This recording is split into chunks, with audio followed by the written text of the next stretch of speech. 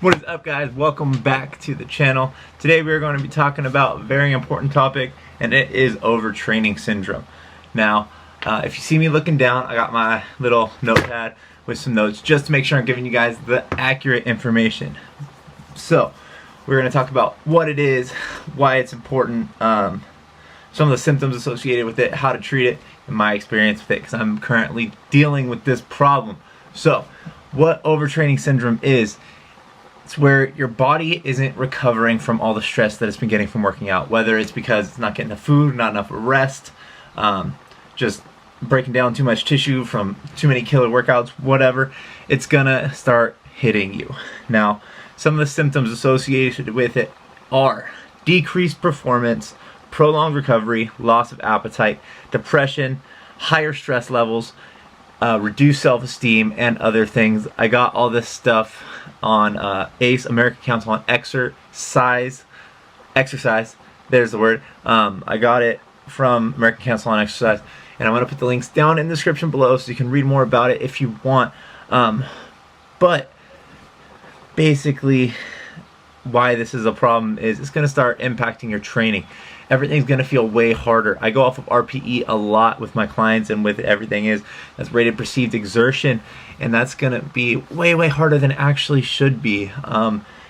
It's going to be not identified as overtraining. You're going to feel like, oh, you're just being a lazy person, or it's just not feeling good today, blah blah blah, whatever, and it's just not going to get better. It's not going to improve.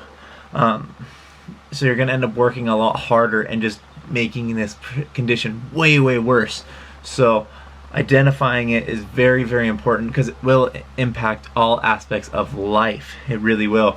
The depression and the restlessness and everything will start carrying over into your everyday life, and it's not a good thing. The way to treat it is by getting enough rest, getting enough calories, letting your body recover from it, and then you'll slowly start to drop out of it. One thing that I like to do with my clients and for myself when this starts happening is I take a deload week. Now, what that is we're taking 1 week of your normal workouts, but everything is reduced in half. The weight is reduced in half. The time under tension is reduced in half.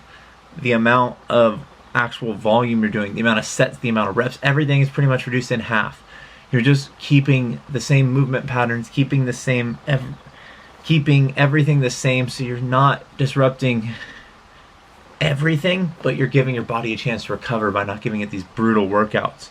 And that is how I deal with it. Now, like I said, I've been dealing with it. My experience with it is I get it not randomly, but I'll be in this really good groove, and I'll just be like smashing my workouts, and everything will be going good for like 12 weeks, 16 weeks, maybe even more.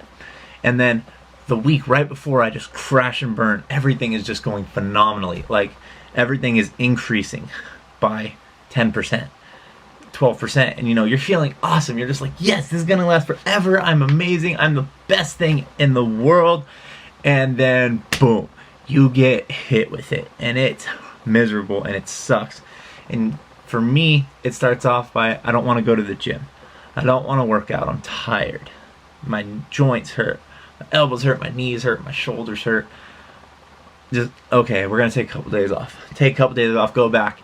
Everything is just super heavy, super hard. And you're just trying to get in your groove, and it doesn't work. And then what I do, again, I'm not recommending this. This is what I've done in the past. This is what I still make the mistake of doing. I increase my caffeine intake. So I try and just start busting through these workouts, and it doesn't help.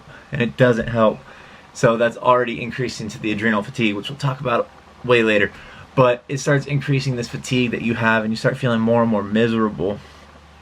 And then you start getting depressed. Everything in life is just falling apart around you. You feel just so bad about everything.